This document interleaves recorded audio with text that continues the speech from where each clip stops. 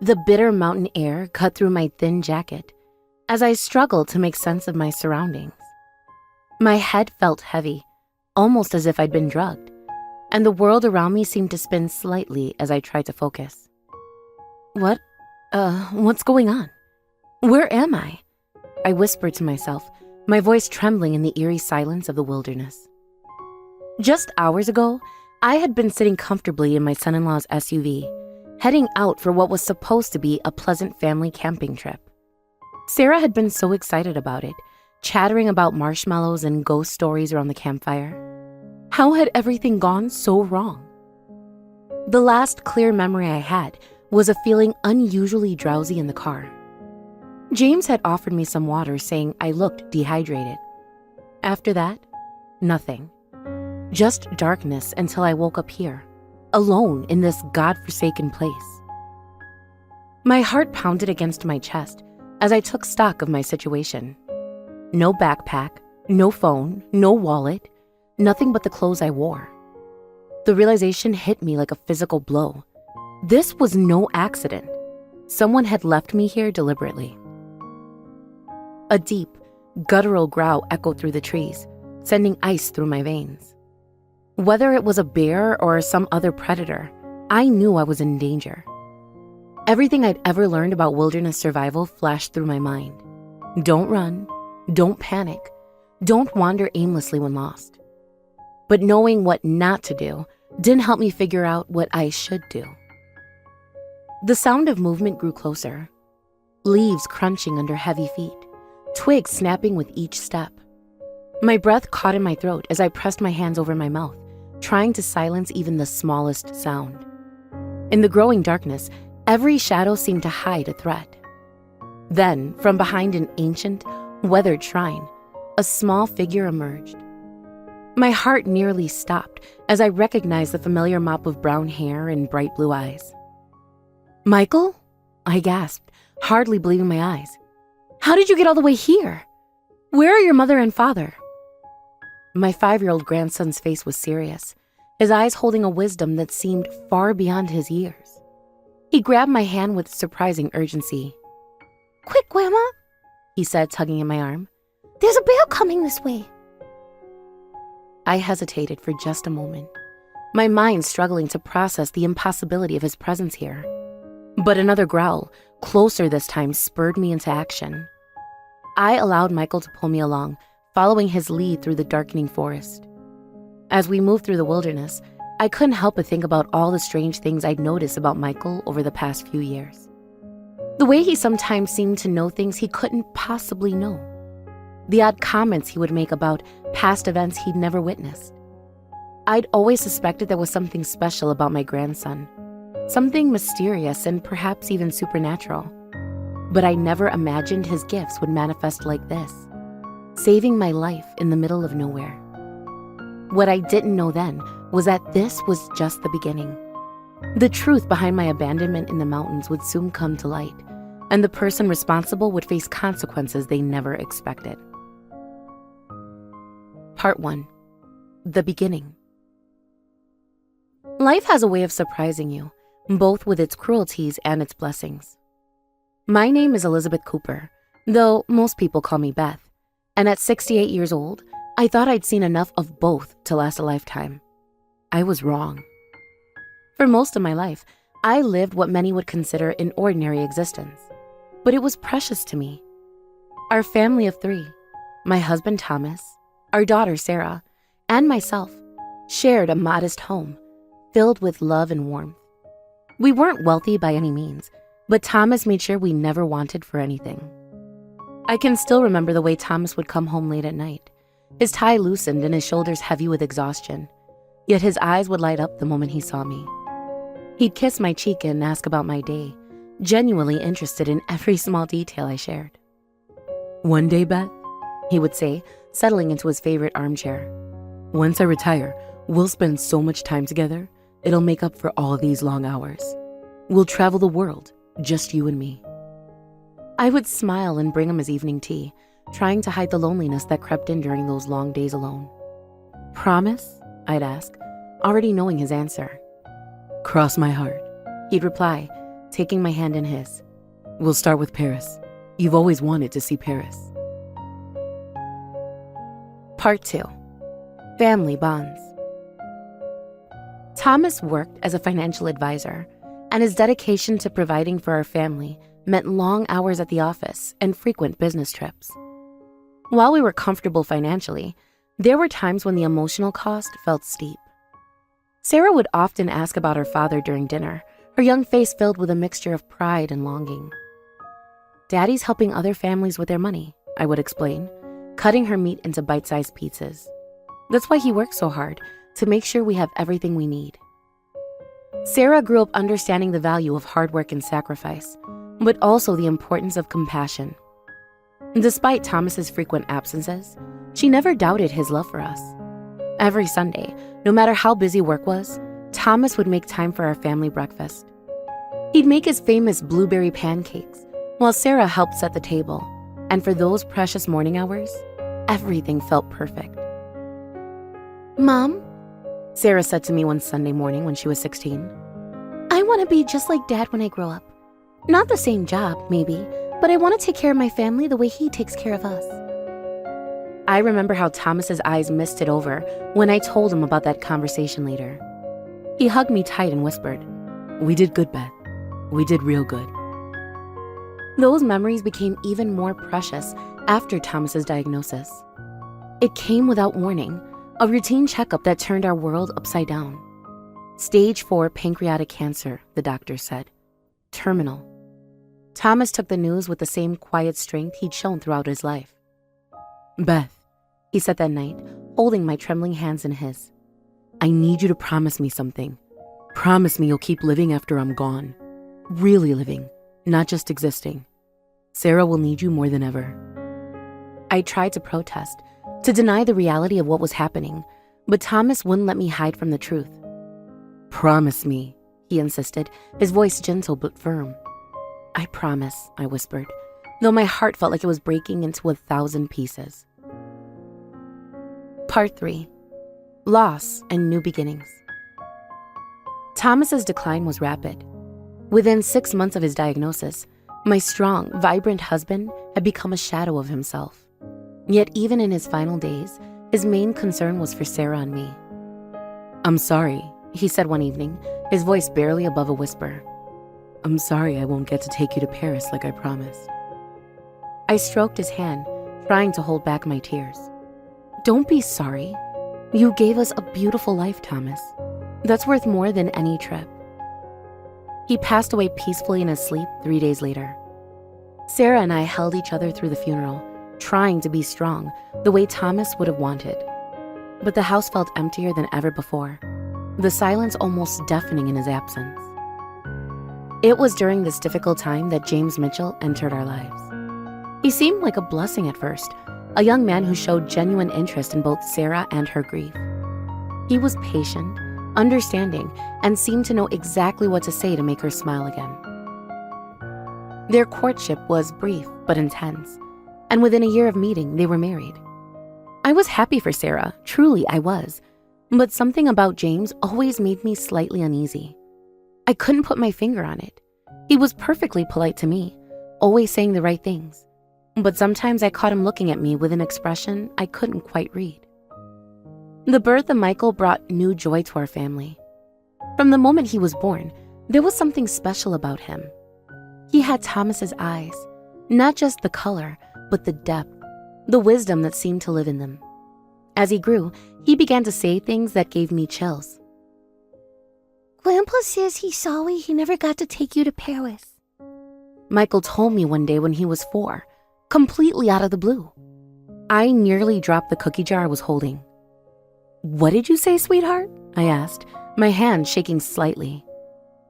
Grandpa Thomas. Michael said matter-of-factly, reaching for a cookie. He's here sometimes. He says he misses you and Mommy. Part 4. Darkness Revealed. As Michael grew, my concerns about James began to intensify. I started noticing small things, the way Sarah would flinch sometimes when he moved too quickly, how she always seemed to be apologizing for things that weren't her fault. But whenever I tried to bring it up, she would change the subject. Around this time, I began having trouble with my memory. Nothing major at first, just small things like forgetting where I put my keys or missing an occasional appointment. But James seemed unusually interested in these lapses. Maybe we should look into assisted living, He would suggest to Sarah when he thought I couldn't hear. Your mother's getting worse, and we need to think about what's best for everyone. Sarah would protest, but I could hear the uncertainty in her voice. Was I really getting worse? Sometimes I wondered if I was imagining things, like the time I could have sworn I saw James going through my financial documents late at night. The camping trip was his idea. It'll be good for all of us, He said, his smile not quite reaching his eyes. fresh air, family bonding, exactly what we need. I remember feeling uneasy about the whole thing, but I didn't want to disappoint Sarah. She seemed so excited about it, talking about teaching Michael how to roast marshmallows and telling ghost stories around the campfire. The drive up to the mountains was long, and James insisted on taking the scenic route. More beautiful this way, He said, though I noticed we seemed to be getting further and further from any marked trails or campgrounds. When he offered me water about halfway through the journey, I accepted gratefully. The last thing I remember before everything went dark was thinking that the water tasted slightly bitter. Part 5. Escape and Truth. Following Michael through the darkening forest felt like a dream. He moved with surprising confidence, leading me along what seemed to be a clear path, though I could barely make out any trail in the growing darkness. "Michael, honey," I panted, struggling to keep up with his quick pace. "How did you know where to find me?" Grandpa showed me. He said simply, not slowing down. He said Daddy was going to do something bad, so I had to help. A chill ran down my spine that had nothing to do with the cold mountain air. Daddy was going to do something bad. Michael nodded solemnly. He wants your house and your money, Grandma. He made Mommy sign papers, but he needs you gone for them to work. The pieces started falling into place. My worsening memory problems, James's sudden interest in my finances, the conveniently remote camping trip. Anger began to replace my fear, giving me renewed energy to keep moving. We walked for what felt like hours, though it was probably closer to 45 minutes.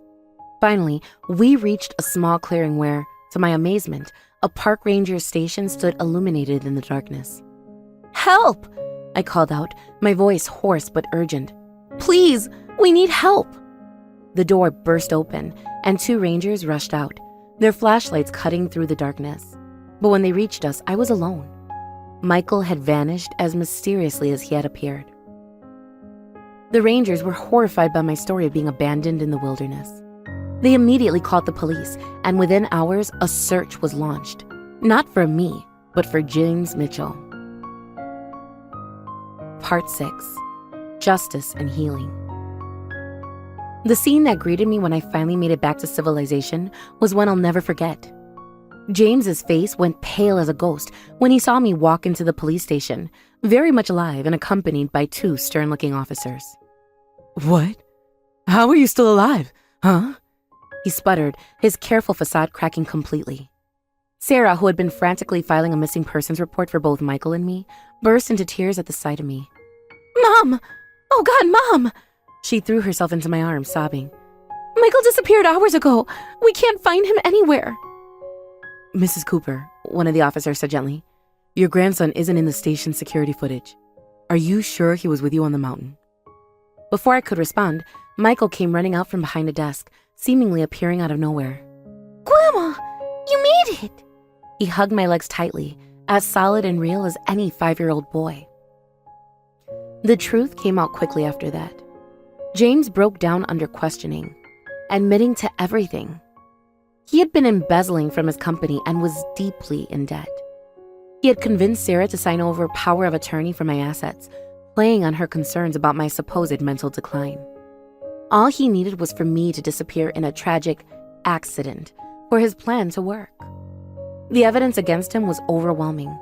Not only had he drugged and abandoned me, but his financial crimes left a clear paper trail. Sarah was devastated but also angry at James for his betrayal, and angry at herself for not seeing through his deception sooner. I'm so sorry, Mom, she whispered as we sat together in my living room the night after James's arrest. I should have listened to my instinct. I should have protected you the way you and Ted always protected me. I held her close, stroking her hair like I used to when she was small. You have nothing to be sorry for, sweetheart. Your father and I taught you to see the good in people. James took advantage of that. Part 7. The Trial. The following months were filled with legal proceedings and emotional revelations. The courthouse became like a second home as we attended hearing after hearing. James's trial brought our ugly truths that tested our family's strength, but also showed us just how resilient we could be. I'll never forget the day James took the stand. His polished appearance and rehearsed demeanor couldn't hide the coldness in his eyes anymore. Not from me, and not from Sarah. Mr. Mitchell, the prosecutor began, please explain to the court why you drove your mother-in-law 2 hours off the marked trail into restricted wilderness. James shifted in his seat, his confidence cracking. We were looking for a more secluded camping spot. Mrs. Cooper agreed to the location. While she was under the influence of the sedatives you put in her water? The prosecutor countered. The evidence was damning. The police had found the bottle of prescription sedatives in James's car, along with detailed maps of the area where he'd abandoned me. They'd also uncovered emails between James and a real estate agent discussing plans to sell my house, dated weeks before he even suggested the camping trip. Sarah sat beside me through it all, her hand gripping mine tightly. When James was finally sentenced to 15 years in prison, she let out a breath I think she'd been holding for months. It's really over, she whispered. Part 8. Moving forward. The months that followed the trial were difficult but healing. James went to prison, and Sarah began the process of rebuilding her life as a single mother. We sold the house that held so many painful memories and bought a duplex together. Sarah and Michael in one unit, me in the other. Close enough to help each other, but with enough space to maintain our independence. Michael continued to surprise us with his mysterious connection to Thomas's spirit, though these moments became less frequent as he grew older. Sometimes I would catch him sitting in Thomas's old armchair, talking quietly to the empty air. Grandpa says you're doing a good job, he told me one evening as I was preparing dinner. He says you kept your promise about really living. I smiled, wiping away a tear. Did he say anything else? Michael thought for a moment. He says Paris can wait. Being here with us is better. Sarah and I exchanged a look across the kitchen counter, both of us feeling Thomas's presence in that moment. The afternoon sun streamed through the window, casting a warm glow that reminded me of those Sunday mornings long ago when Thomas would cook breakfast for us. My mind drifted to a memory I hadn't thought about in years. You know, I said, picking up a dish towel to dry my hands, your father used to say that kitchens were magical places. Sarah looked up from the vegetables she was chopping, interest sparking in her eyes. He did? I don't remember that. Oh yes, I smiled, letting the memory wash over me. He said it was because kitchens were where families came together, where love was stirred into every meal, where the simplest moments became precious memories. Like his blueberry pancakes, Sarah said softly. Exactly like his blueberry pancakes. I moved to stand beside her, watching as she expertly diced carrots for dinner. He'd be so proud of you, Sarah. Not just for surviving everything with James, but for thriving afterward, for creating a beautiful life for Michael. She set down her knife and reached over to squeeze my hand. We're going to be okay, Mom, she said softly. All of us. As I watched Michael growing up, I see less and less of those mystical moments that marked his early years. Part of me feels a twinge of sadness, knowing that this connection to Thomas might fade completely as he gets older. But just as Sarah had to move forward after losing her father, I know we all need to keep moving forward, carrying Thomas in our hearts rather than waiting for messages from the beyond. I feel Thomas's presence in different ways now. In the way Sarah's eyes crinkle when she laughs, just like he did. In Michael's thoughtful nature and kind heart. In the strength our family has found in supporting each other through difficult times.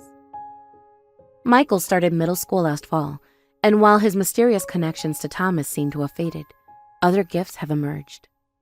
He has his grandfather's intuition about people, that same ability to see beneath the surface and understand what others need. Just last week, his teacher called Sarah to praise him for helping a new student who was being bullied. He just knew exactly what to say, The teacher explained, sounding amazed. Sometimes, on quiet evenings, when the sun is setting and casting long shadows across our living room, I sit in Thomas's old armchair and think about everything that's happened, about the darkness we faced and the light that guided us through it, about the mysteries of life and love and family that I'm still discovering, even at my age. Sarah has started dating again, very cautiously.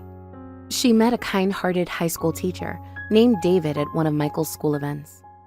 I watch them together sometimes, seeing how different he is from James. The way he listens when Sarah speaks, how he makes Michael laugh, the respect in his eyes when he talks to me. Thomas would approve, I think. Last night, I found Michael sitting on our small balcony, looking up at the stars. Grandma, He said as I joined him. do you think Grandpa Thomas is up there somewhere? I wrapped an arm around his shoulders, noting how tall he's getting. I think your grandfather is wherever we need him to be, sweetheart. In the stars, in our hearts, in the kindness we show each other. He nodded thoughtfully. Sometimes I still feel him, you know? Not like before, when I could hear him clearly. It's more like knowing which way to go without having a map. Does that make sense? Perfect sense, I assured him, thinking of that night in the mountains when he had led me to safety. That's exactly the kind of guidance your grandfather would want to give you. Thomas, my love, I know you're still watching over us. You're in the strength Sarah shows every day, in the wisdom that shines in Michael's eyes, in the love that continues to grow in our family. And we're doing exactly what you asked. We're living, really living, one day at a time, as a family. Some people might find it hard to believe our story. A devoted husband sending messages through his grandson from beyond. A child with mysterious powers appearing just when he was needed most. A family healing from betrayal to find joy again. But I've learned that the most incredible things in life are often the truest. Love doesn't end with death. Courage can come from the most unexpected places. And family, real family, is the greatest mystery and blessing of all. Part 9. Unexpected Gifts. Last month, on Michael's 13th birthday, something extraordinary happened. Sarah had organized a small party in our backyard, with David helping to string up lights and balloons. As twilight approached, Michael opened his presents, books, games, a new bicycle from Sarah. Then he turned to me with an unusually serious expression. Grandma, He said. I have something for you. From his pocket, he pulled out a carefully folded piece of paper. As I opened it, my hands began to tremble. It was a drawing of the Paris skyline, the Eiffel Tower rising majestically against a starlit sky. But what took my breath away was the signature in the corner. It was Thomas's, exactly as I remembered it. I drew it last week, Michael explained softly.